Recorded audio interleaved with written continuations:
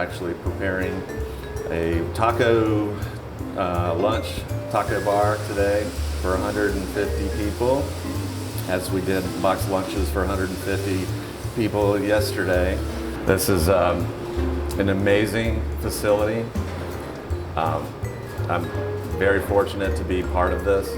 I think the kids, you can see the body language, they're looking around, they're in awe of the place. Well, they have had the entire hands-on experience of running a full-fledged event center, and this is just the first of many that we hope that we will be, people will be contacting us for. We are ready, we're open, and we are excited.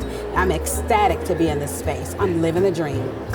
Yeah, with three different programs collaborating together, we're really able to focus on each thing: event planning, baking and pastry, and culinary, collaborating all together. And it's so much easier, it's smoother, it's more fluid. It's like a real restaurant or a catering company, and we enjoy that.